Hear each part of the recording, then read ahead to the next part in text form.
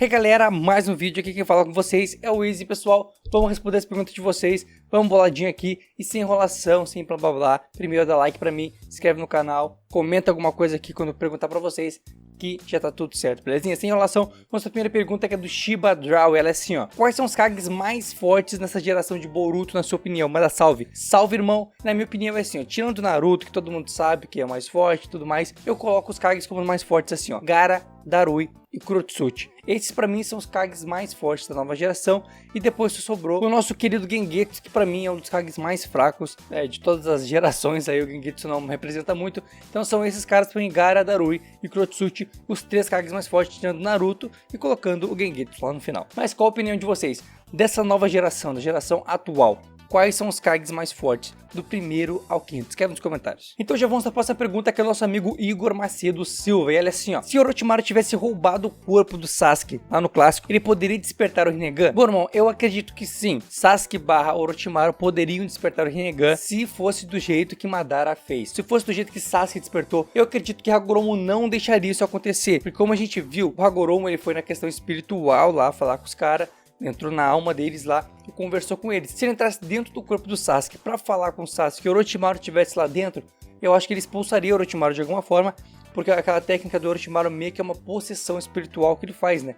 Ele entra no cérebro da pessoa, entra na alma da pessoa e domina a pessoa por dentro. Depois ele faz uma casca, como se fosse uma cobra, do corpo dele naquela pessoa, mas o corpo original continuaria sendo o corpo de Sasuke. Então se Hagoromo de alguma forma fosse lá falar com o Sasuke e o Orochimaru estivesse lá infiltrado, mano, ou o Orochimaru ia sair de lá, ia ser expulso, ou o Hagoromo não ia ajudar. Mas o mais certo é que Hagoromo tiraria o Orochimaru ali de dentro. Que seria uma saída muito legal para a obra se Sasuke caísse nas garras de Orochimaru de fato, todo mundo ficasse desesperado, todo mundo ficasse louco, que Sasuke nunca mais ia voltar. E no fim ele voltava, já com o Hagoromo salvando ele. Seria uma plot twist muito legal. Mas na minha opinião, para ele despertar, a opção mais plausível e verdadeira seria Orochimaru fazer igual Madara fez. Fica pegando o chakra e as células de Hagoromo por anos de uma árvore que ele criou lá e tudo mais. E assim, depois de muito tempo, ele despertaria o seu Rinnegan. Só tem um problema, a técnica de possessão de Orochimaru dura 3 anos. Dizem que com Sasuke duraria mais, porque seria o corpo perfeito para ele. Porém, não dura tipo 100 anos. Não vai ficar 100 anos com Sasuke no seu corpo. Então a possibilidade de conseguir despertar o Rinnegan seria quase impossível. Todas elas têm um problema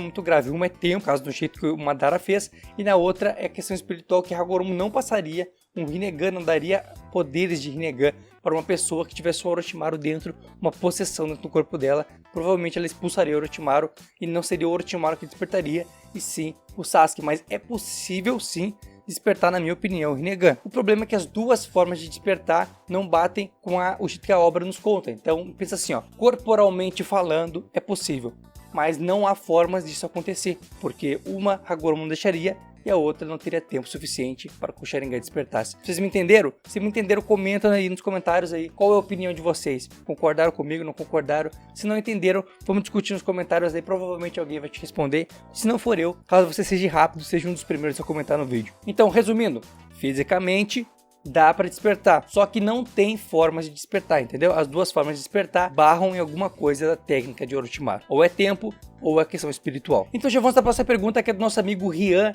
SDO. E ela é assim, ó. Salve Luiz, salve irmão. Os outros Jinchuriki têm poder de manto de chakra como a besta de Naruto? Bom, irmão, os estágios de manto de chakra todas elas têm, menos a de Gaara. A de Gaara não mostrou, que é o Shukaku, um Caudas. Porém, as outras mostraram o manto de chakra nos Jinchuriks. Só não mostraram a forma manto de chakra completa que nem Naruto tem. O único que tem essa forma é ele. Tem outros vídeos onde eu teorizo por que Naruto usa essa técnica, por que Naruto não usa Kurama de fato, e sim só a questão de um chakra na volta dele e tudo mais. Tem um vídeo que eu explico tudo isso aí. Se eu achar, ele vai estar no card, que é no direito superior da tela. Se eu não achar, eu peço que vocês procurem aí, ou peçam nos comentários. Provavelmente alguém vai lembrar. Mas é um vídeo muito bom, onde eu explico as possibilidades disso acontecer. Porque Naruto não usa Kurama completo como os outros, é só uma questão de chakra. Então várias possibilidades aí que tá nesse vídeo. Mas então, te respondendo, a forma manto de chakra dentro do Jinchuriki foi visto em outros Jinchurikis, onde eles botaram o manto de chakra sobre eles. Porém, o manto de chakra completo, como Kurama usa e Naruto, nessa não, só Naruto tem. E o que não mostrou aquela forma só o chakra da primeira cauda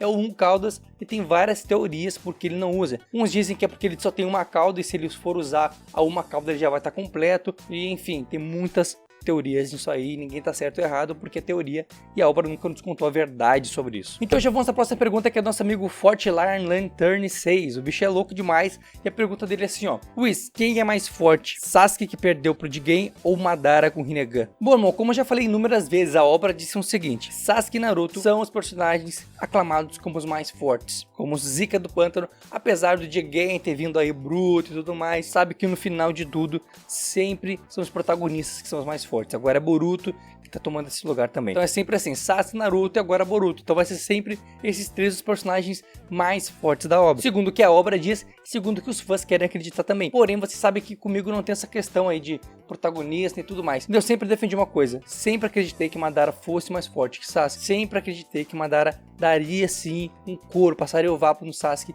Por quê? Porque Madara não foi vencido por Naruto e Sasuke no auge de seus poderes lá na Era da Quarta Guerra. Ele não foi vencido.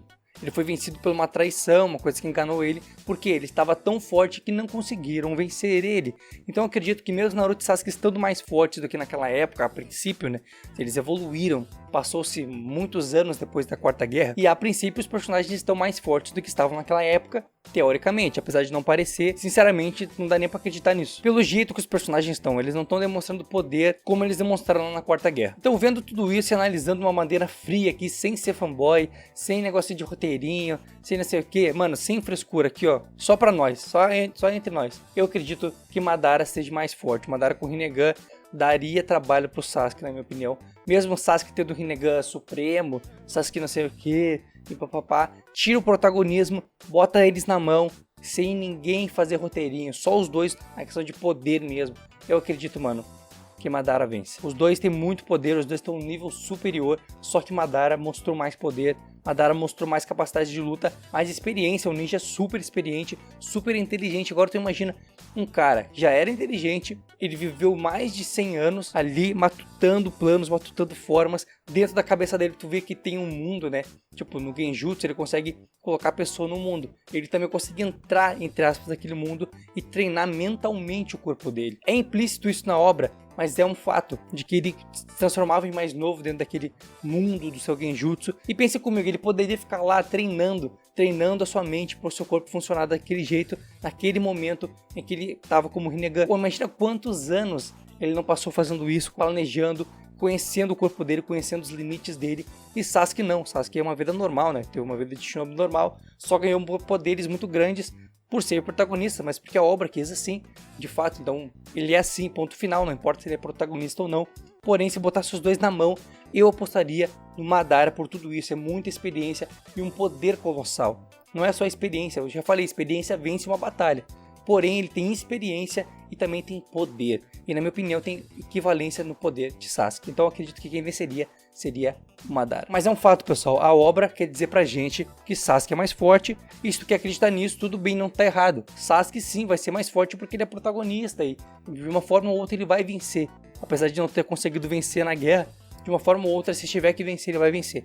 Mas sim, sem ser frescurinha aqui, sem ser, sabe, um pouco mais sério aqui, ó, Madara passa o vácuo. E qual a opinião de vocês? Escreve nos comentários. Então, já vou para a próxima pergunta, que é do nosso amigo Matheus Cardoso Bassi. Ele é assim, ó: salve, salve, Will. Salve, salve, irmão. Você acha que seria possível usar o Hashirin sem selos? Te admiro demais, manda salve. Salve, irmão. E assim, ó, eu acredito que não, porque seria uma técnica roubada, técnica de teletransporte sem precisar usar os selos. No mundo de Naruto, isso seria muito roubado. Seria o Noturno de X-Men dentro do mundo de Naruto, se teletransportando para tudo quanto é lado. E agora tu imagina Minato fazendo isso, que já era um cara roubado por causa dessa técnica. Agora imagina sem precisar tocar as kunais pros lados ou marcar as coisas. Simplesmente o cara se teletransportava. O bicho ia ser o Noturno, mano. O bicho ia ter muito poder, ia poder se teletransportar, ninguém ia pegar ele. E o bicho não quer morrer, ia vencer todo mundo e tal. Seria muito roubado. Então, na minha opinião, não é possível por causa disso. Tipo, o cara seria muito roubado. Assim como os 8 portões não matarem o cara. Usar os 8 portões sem efeito colateral nenhum. Não existe isso, porque se existisse, o cara seria também o mais forte de todos. Quem conseguisse usar os 8 portões seria o cara mais poderoso de todos, no caso seria Gai. Então essas técnicas muito poderosas, elas sempre têm um ponto fraco. Uma mata e a outra precisa de um selo que tu bota naquele lugar para poder depois se teletransportar para aquele lugar. Então, isso é questão de roteirização mesmo.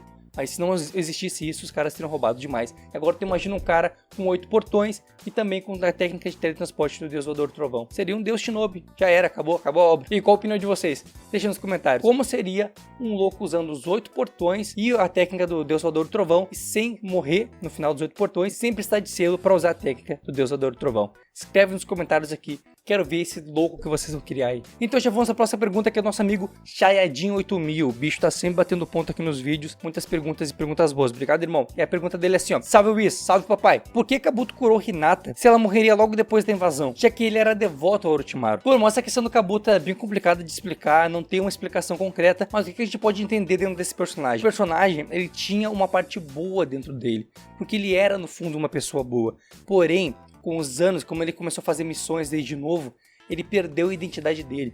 De tantas pessoas que ele teve que ser durante a vida dele, chegou um momento em que ele perdeu a sua identidade, ele não sabia quem ele era.